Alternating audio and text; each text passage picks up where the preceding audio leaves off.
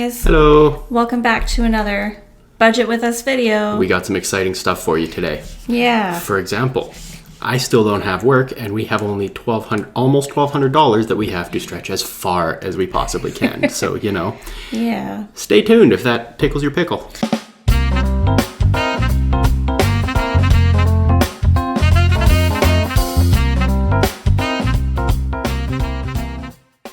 Tickles your pickle. Blows your hair back, fills your boots, whatever. Okay, hold on. I just gotta. There we go. So we're having technical difficulties. Okay, so first things first, we take 10%. I got this money from the Penny Drops. She saw our last video where we complained how we always forget to save 10%. So she suggested we move it right to the top with a big old stop sign emoji so that we don't forget. So we're gonna do plus 190. Or 119, yeah. Okay, so there we go. And then next we always cover our overspending. So we're going to come down here. Which is substantial. Yeah, it turns out formula feeding a baby, that's going to be so loud on the mic. Yeah. I'm so sorry, you guys. Sorry. We got beats here stomping out a rhythm. I'm slowly weaning her off of breastfeeding and putting her more onto solids and then bottle feeding. And I do still pump sometimes, but it's just easier with the formula.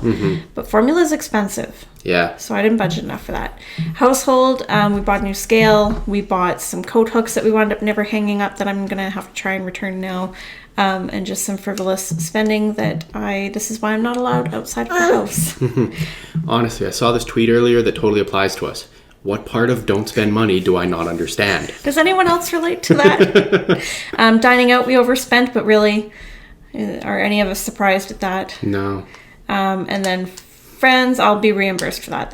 We have family sharing and somebody bought something, so I'm just waiting for them to send me the money back for that. Okay, so that is it for that. Now we're going to come up to... Uh-oh. Oh, Freya lost her remote. Cue the meltdown. Uh-oh, SpaghettiOs. Oh, here you go. Do you want that back? Hey, look, it's a thing. If this video is all over the place, I really apologize. Yeah, it's chaotic up in here. Don't stir crazy. So Cody was supposed to go for a job. Yeah, they had a kind of emergency situation where I had to go potentially be standby rescue. And then they did their investigations and everything, and turns out that they don't need rescue, they just need people to do their jobs properly. So we no longer need this money in LOA. So we're going to move this back up to be budgeted, which is great because we need all the help we can get right now. Oh, yes. And then, so we can close this for now, close that for now. This is taken care of. We still have our test line for rent. If we want to move into a house, what it would cost us. Yeah, that I think we can maybe leave alone for this month. Yeah, we're not in a position of abundance to start trying to pilot that. So subscriptions are all paid for. So now we have to fully fund groceries.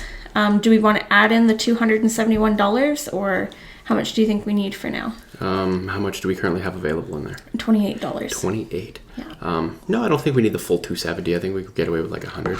For the rest of the month? Let's try. There's no way. I'm going to put in $160. There's no way with you home that we're going to only need $100. Hey, we've been doing pretty good. Have we, though? That salad lasted 4 days, babe. It did. We made a giant salad and ate that. Yeah, that was delicious. I like eating salads, but I don't like making salads, so I made one really big one, and I just pick at it for like a week. Gas, we've got $64 left. We've still got a full tank. We might not even need to add anything else in there. Maybe not, yeah. We've already budgeted just over our monthly. Yeah, let's leave gas alone for now. Okay. I might just take this and make it the even 200 because that's still $59. That's more than a full tank of gas. Dining out, we are underfunded by $145. We have nothing left in there right now. Yeah, let's leave it alone. Okay. So that takes care of living expenses. Fun money. Should we just leave fun money alone? I mean, maybe like $20 a piece just for something.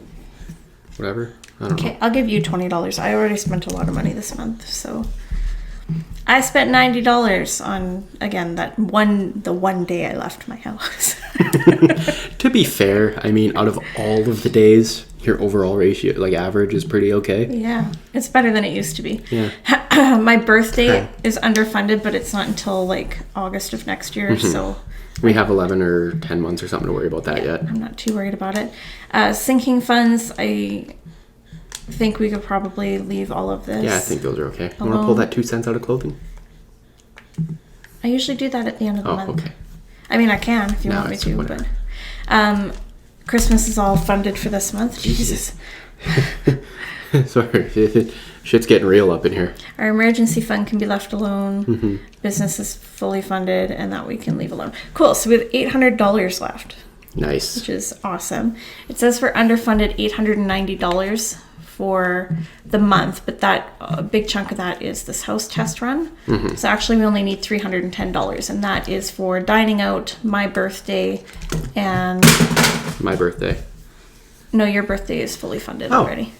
Yay! Groceries, dining out, and my birthday. So it's not too bad. I think so. We could either just fund it or we could leave it. Okay, so I'm fine with just leaving it. Okay. The question though is, do you want to move that $800 into next month and start budgeting there, or do you want to budget that to new phones? I want to budget it to new phones. So here's the thing. Cody will still get, I believe, at least $1,000 before the end of October for his EI, maybe more.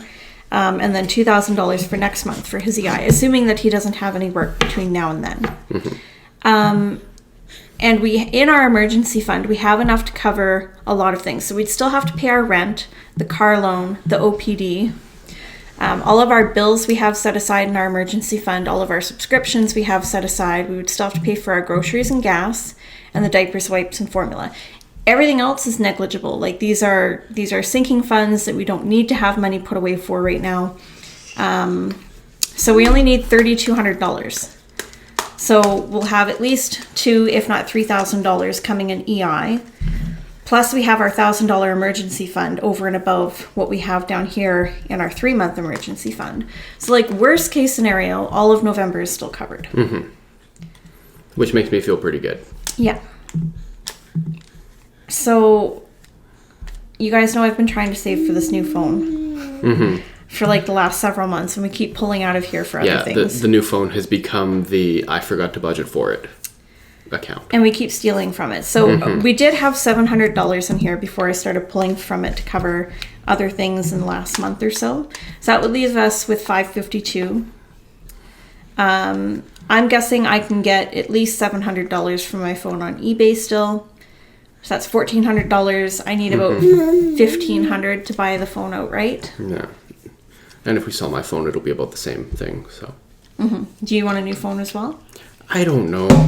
I don't want to get the new phone because I kept saying that, like I'm not going to get the new phone and I'm going to keep being responsible. And, if I really cared about my goals, I wouldn't be spending money on other things. I'd care about funding my goals. But also, like, the new phone's got MagSafe, you guys. Okay, so do we want to put a little more into new phones? Do we want to put all of it into new phones? Do we want to leave it at $700 and then maybe bump it up to $1,000 just so we got something to work with? Because 2 phones to buy them outright would be $3,000. We've got $1,000 in there, so that's $2,000. We could sell both our phones for $1,400, so we need another. That's $2,800. No, $600. $1,400 plus $1,000. Oh right, yeah. It's $2,400. So we need another $600. Oh goodness.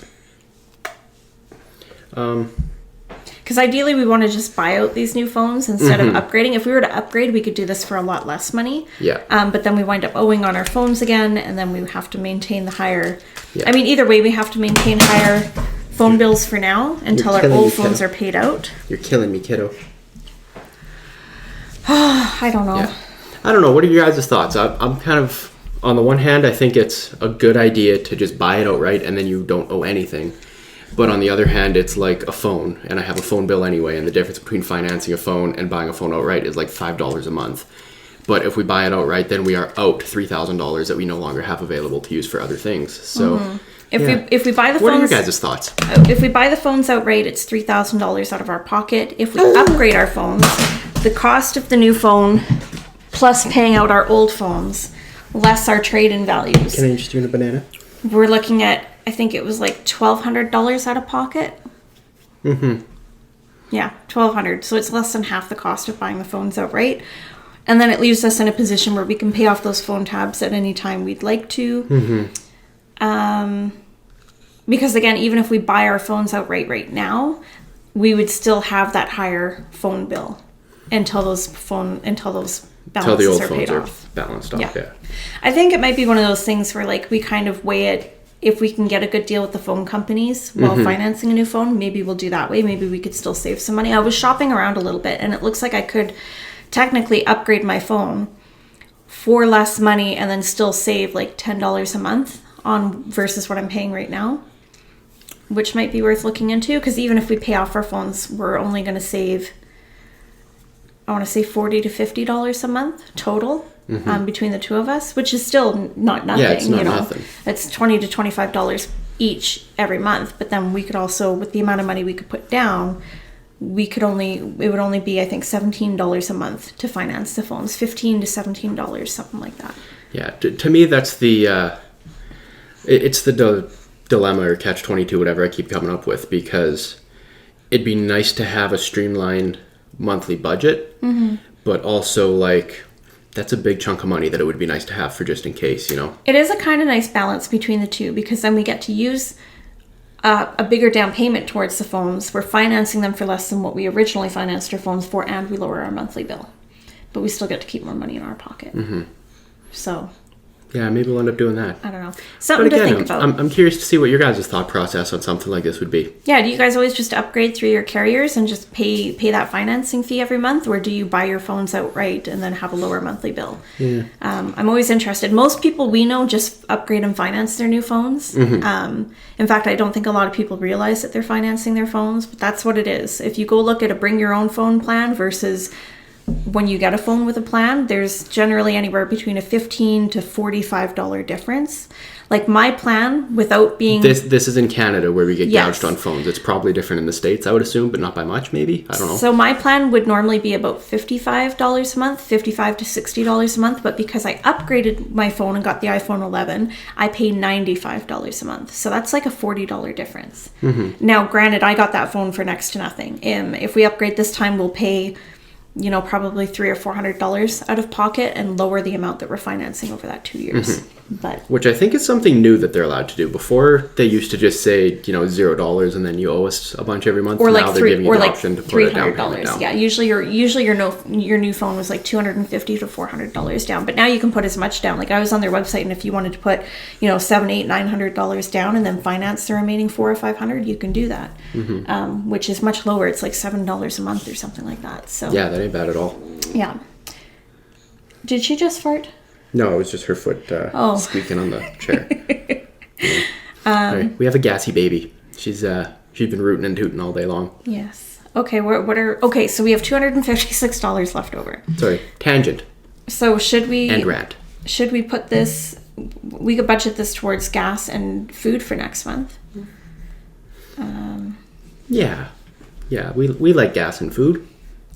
Those are things we enjoy. I'm gonna say like $150 for food and then like $50 for gas. Yeah. That should be enough for the first half of the month, and then $37.92 left. Do we have like some kind of a holding account where we can put it somewhere to not use it for right now, but that the end of year bonus, I kind of... Yeah, I'd like to, like, whatever goes into the end of year bonus, I'd like to leave an end of year bonus. Okay. But at the same time, it'd be good to have, I'll put it in. I say we just put it in there for now. And Yeah. if we really need it, we'll take it out. Okay. I mean, either way, at the end of the year, we'd be taking it out, right? Yeah, So. I guess. And at this point, it's, not even $40. It's not going to make or break us, I don't think. We has $14 left. Oh, yeah, that's right. Okay. I'll just put it into end of year. I was like, we should have nothing left, but it's because I have that $14 down here. Oh. We're waiting to get back. Hey, So that's it. Yeah. That's it. That's it. That's all. It probably was short and sweet until we went off on our tangents, but it is what it is. Any closing thoughts, babe? No, I think we're good. We will hopefully have some EI money to budget with on Monday or Tuesday or Wednesday, sometime next week. At some point. You'll see another video next week. Oh, actually, I do have a question for all of our American fans, I guess? Subscribers. American subscribers. I don't know. Would you guys have any interest in seeing kind of where our money goes in Canada in terms of like what we can get for $1 when we go shopping and whatever, groceries or anything like that, because my understanding is that as similar as our two countries are, it is vastly different in a lot of ways. Like, I see a lot of grocery hauls of y'all coming back from Aldi's or whatever it's called. Yeah, you guys come back from a store with like a literal pickup truck bed full of groceries, and you're like, this was so expensive. I paid $200. I can carry $200 worth of groceries in a single bag. Yeah, like up here, like it is insane. Like we come back with like 4 or 5 bags of groceries, and like we've paid at least $150. Yeah, for that. Like, and that's insane. assuming we buy big cheap things like lots of pasta or something. Yeah. What are you doing? What are you doing? Anyways, I guess that's it from us for this video. Thoughts from us. Let us know what you think. If you like it, like it. If you don't like it, dislike it twice. Subscribe, ring the bell. If you have an actual bell, ring that for fun. We need to get an actual bell for us to ring. Yeah. Put that in the budget next month. Okay. Yeah, and we'll catch you on the next one. Bye.